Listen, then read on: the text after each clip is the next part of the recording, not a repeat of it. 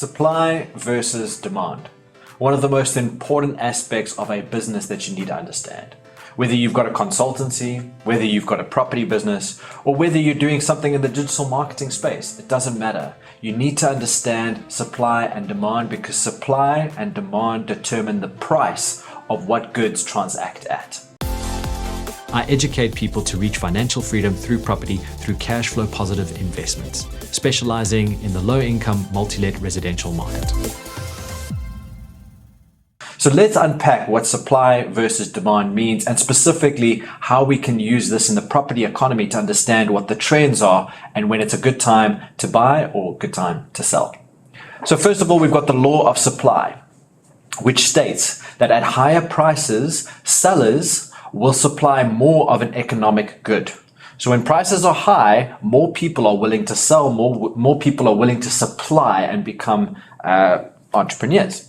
The law of demand states that at higher prices, buyers will demand less of an economic good. When prices are high, less consumers go to the shops and less consumers will buy things. So the law of supply states that at higher prices, more people will supply an economic good. The law of demand says that at higher prices, less consumers will demand an economic good. So it's a balancing act, right? The two laws interact to determine the actual price of a good and the volume of the transactions of those goods that are traded on a market. And there are several different independent factors that can influence the prices and the quantities that we observe in the markets. And that's what we're going to be discussing today, specifically from a properties perspective. What are those factors that have an impact and shape the market supply and demand of the property economy? To understand this, let me show you an example or talk through something that's maybe a bit more relatable. And this is quite a cool personal story of mine because this happens to be about my dad. So my father used to own a company called DVD Videorama. Well, the company's name was actually Videorama. They just branded to DVD Videorama when DVDs became more popular. He essentially had a video store like the picture you're seeing on your screen here. To understand how supply and demand affects the business world, let's look at his story. So in 1995 is when he opened up his first store. And they were selling VHSs at the time. So that was the demand. There were enough buyers in the market where my dad was servicing that wanted VHSs. They had the VH machine, they had their TV. So there was a great demand for VHSs. So between 1995 and 2000, my dad opened a few stores because the demand for VHSs was very high. Then we got to 2005, 2010. VHS started to become more of a historical item, and this was replaced by DVDs and games and Blu-ray. You know, Blu-ray was the in thing at a stage. So what my dad did is he's completely changed the look and feel of his store, and he focused heavily on these newer products because that's where the demand was. The demand was no longer with VHSs because there were no buyers for that. So the law of supply states that at higher prices, more suppliers will enter the market. There was a higher price for DVDs, there was a higher price for games, there was a higher price for Blu-ray, and there was a bigger demand. So it made sense that my dad focused on DVDs and games. Then in 2015, streaming became the in thing. You know, Netflix started to gain some momentum. My dad did try and venture into creating his own streaming platform. Unfortunately, that didn't go through. And by 2020, or actually 2018, my dad closed his last shop and retired.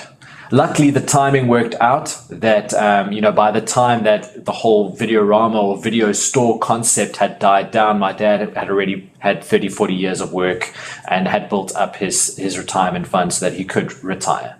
But basically what's happened is the demand for people wanting to buy DVDs, games, VHSs, anything that a traditional video store would produce has gone. And that's because of Netflix. That's because of the new streaming service. That's an independent factor that has come in and affected the supply and demand matrix of the video store. And now the video store, if you see one, it's an antique. I can't remember the last time I've been in a video store, because Netflix, Disney Plus, Prime, all of these different streaming services have now become the norm. So balancing supply and demand is a key skill that an entrepreneur needs to develop, and have a keen sense of what the difference between supply and demand is and how to balance the two. Now, within my own business, aside from the property stuff, I've also got to understand the supply and demand metrics of my consulting business. So my consulting business is where I sit with investors on a one-to-one basis. I take them through the property game, and I essentially hold their hand through the buying process, and I charge them a fee for the service. Now, in order for me to determine what that fee is, what can I realistically charge someone for my time to consult them on buying a property, I have to understand the supply and demand metrics of this business. So the supply metric is my time. I'm able to supply X number of time. The demand is the number of students, number of people that are willing to buy my product, right? That's the end consumer, and I'm the supplier. Now I have to balance these two out. If I've got 20 hours of time available per month, that would be the amount of supply I have. If I'm able to then get 20 hours worth of coaching students, I've made a balance between supply and demand. But what happens if, I don't have that many people wanting to buy my service? I've still got the 20 hours, but I've only got 10 hours of coaching sales that I'm currently working on. Well, then I am not really able to up my price, right? My price is defined by the balance between supply and demand. With a greater supply, I have to reduce my prices. If I've only got 5 students that are currently working with me and I've got an extra 15 hours available, I have to reduce my price to incentivize more end consumers to buy my product. The other is also true. What if I'm sitting in a situation where I have 10 or 15 students, I have 0 time left, and then someone comes to me and says, "I'd like your service"? Well, I can say to them, "Look, I'm currently fully occupied. You can join my program in 2, 3, 4 months time, or you can pay me a premium price and I'll let you go into this round of intake." So your price is determined by the balance between supply and demand. When I've got a lot of students, when I've got a lot of people interested in my coaching program, I can then up my price. When I've got little people or less people interested in my program and I've got more supply or more time available, I have to reduce my price. So supply and demand in the property landscape. Remember, there are different independent factors that all work together to determine what the supply and demand of a specific market is. In property, there are many. Some, just to note, are things like GDP growth, gross domestic product, your market segment, your tenant demand, your property supply, the unemployment rate, geopolitical events, interest rates. Now, there are many different factors that aren't included here. This is an exhaustive list, but it does give you a sense of what kind of things you need to be looking at to understand the supply and demand dynamics of the property landscape. The ones I want to touch on a little bit more in detail are ones highlighted in green: your tenant demand, supply, geopolitical, and interest rates. So let's start with tenant demand. Now, tenant demand is a situation where you have one property, so you're the landlord, you own the property, and you have 3 prospective tenants that want to rent this property. So you've got the one property and there are 3 people hungry looking for that property. Right? This is a situation where you as the landlord are smiling because you're in a situation where you can up the price. Here's a nice graph that shows how a price of houses is linked to the quantity of houses. When you have a lot of houses, you can see on the right hand side here, when you have a lot of houses, your quantity of houses is high, your price is reduced. Versus on the other side, your prices of houses go up when there is less quantity available. So in this situation, I've got the one house and the 3 tenants. So I'm in a position as the landlord to up my price and let the 3 bid each other to see who gives the highest price. On the other side, we've got property supply. This is the reverse situation. This is when you have 3 properties, but only one prospective tenant. Now you're in a situation where the tenant can decide, I want to go to property A, B, or C, depending on who gives me the best service or the best price or whatever it is. The tenant has the power. So now the graph looks slightly different. It's the reverse, right? The quantity of houses now determines the price of the house. So it's an exact reverse of the supply of the demand curve, which you saw on the previous slide. When you have one tenant, multiple properties, the tenant has the power to decide what the price is. So when you have a situation like this, when you have a strong supply, you have too many properties, too little tenants, you're in a situation where you have oversupply, under demand, or strong supply and a weak demand. What this means is you're going to drive the price down. When you have too much supply and too little demand, the price of an economic good goes down. In this case, the economic good being the property being rented to tenants, the price of your rent will go down. When you have a balance, when the number of properties equals the number of tenants you have, then you have a balance. That's what you want to be looking for. You don't want to be investing in an area that has oversupply. There's too many properties, not enough tenants. Actually, you want to focus on the area where there is demand. And that's why student accommodation has become such a popular strategy, because of the massive demand and the shortage of student housing at certain universities. Now, you've got also places like Hatfield, which has, almost got into an oversupply situation because there are so many developers and buildings that have just shot up over the last few years. So it's really important that you understand the balance between these two is important. You don't want to be in an oversupply situation. You don't necessarily want to be in an under demand situation. Geopolitical events also has a massive impact on what the supply and demand challenges are in an economy. So here you can see from African News that the fuel hikes in Africa are driven by the Russia-Ukraine war. It's quite funny that stuff that's happening in a completely different country, province, continent, has such a massive impact on our daily lives here in South Africa. That's the point, right? Is you've got these geopolitical, these macroeconomic events that happen that have an impact on us. Let's dive into this a little bit more, right? So you've got your petrol suppliers and your petrol users. So your petrol suppliers supply on the left. Russia is one of the biggest petrol or oil distributors in the world. And because of the war in Ukraine, they've started reducing supply to, create chaos and cause damage to the Western world. So when you've got supply equals demand, your prices are stable and not volatile. But what we've got now is a situation where the supply has decreased. Russia has withdrawn a lot of its production of oil, meaning that there's not enough supply to meet the demand. So the demand has gone up. Well, it hasn't necessarily gone up. It stayed the same. But because the supply has reduced, we're now in a situation where we have strong demand and weak supply. This means you're driving the price of the economic good up. So when you have oversupply, under demand, you drive the price down. When you have high demand, low supply, you drive the price up.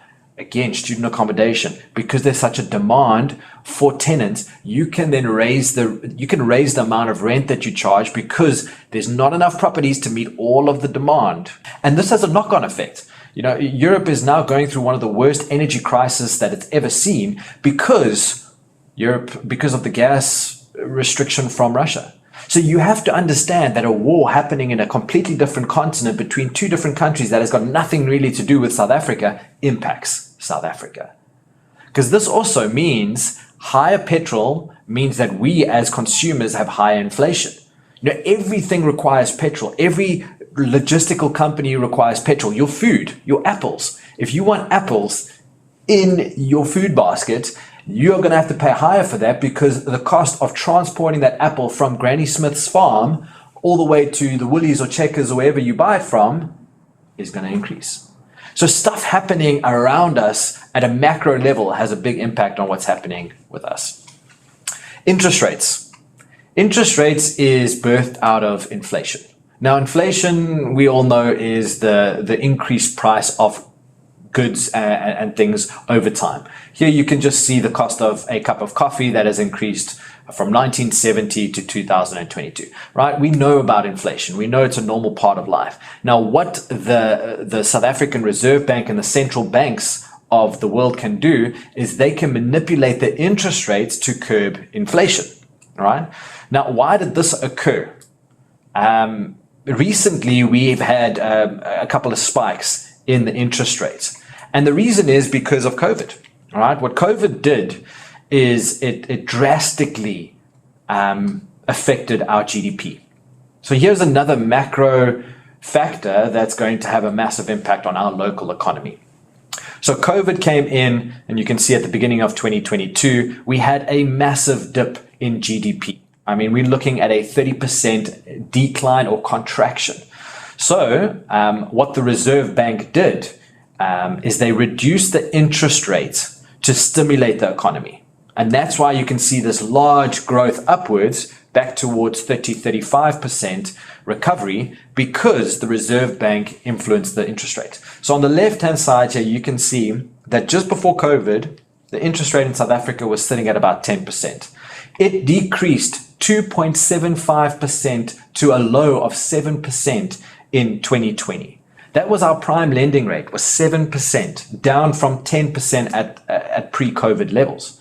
Right, so that's what the Reserve Bank did, is they saw this massive macro activity that influenced our local market. They reduced the interest rates to stimulate economic activity, and they did that by reducing the interest rate. So this is what a Reserve Bank can do, and a central bank. In Europe, you've got the ECB. In the US, you've got the Fed. In South Africa, we've got the South African Reserve Bank. That is the central bank that controls the monetary policy.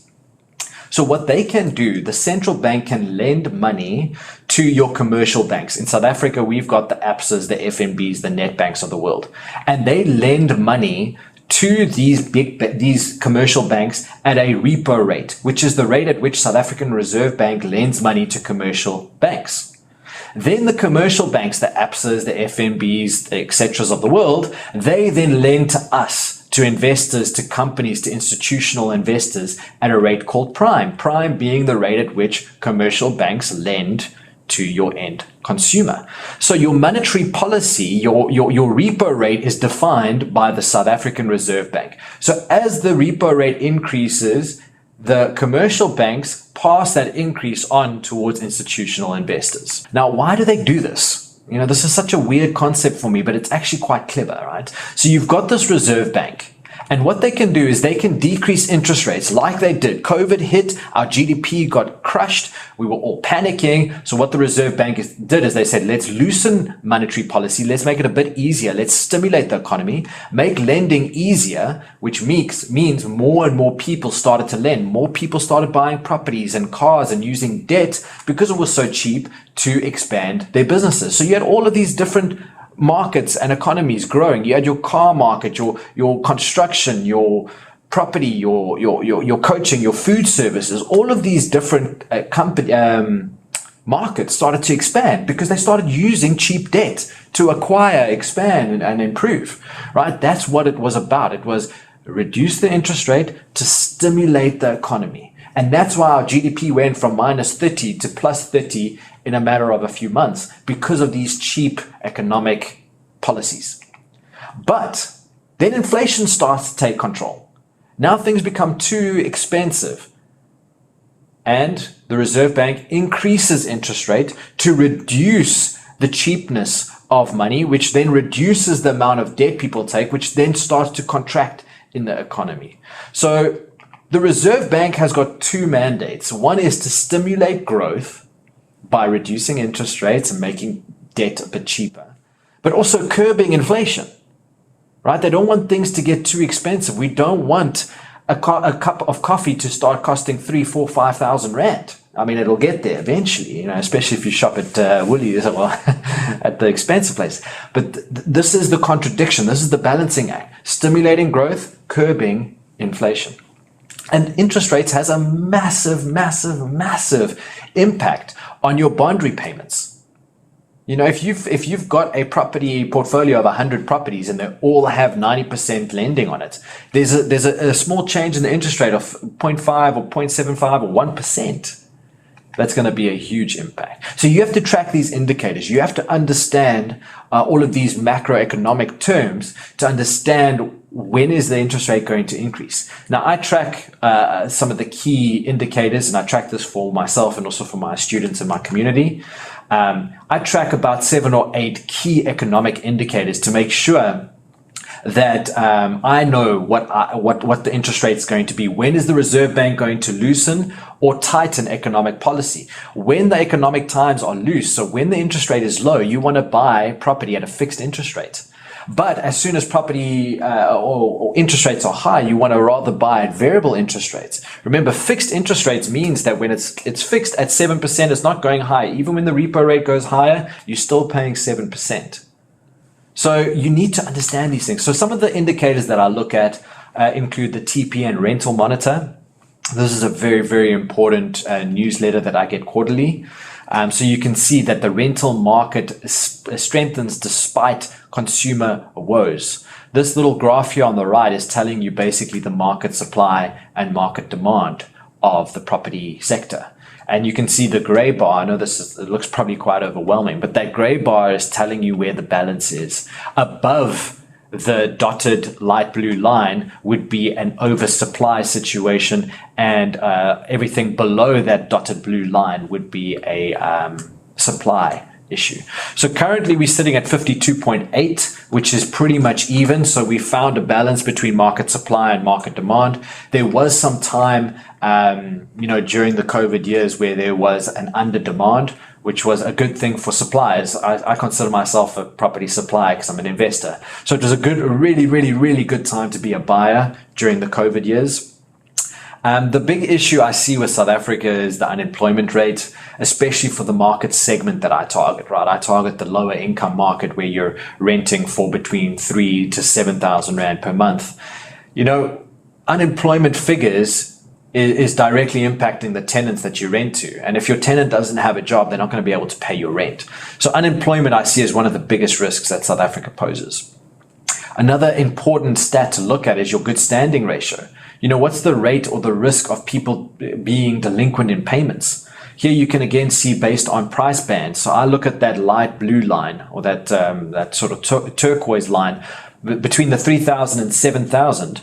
At the time of recording this, at the end of quarter 1, 2022, the good standing ratio was sitting at 80.86%, which basically means that there's a 20% chance that my tenant's not going to pay, or not going to pay within the good standing parameters. So they might pay late, they may make a partial payment, or they may not pay at all.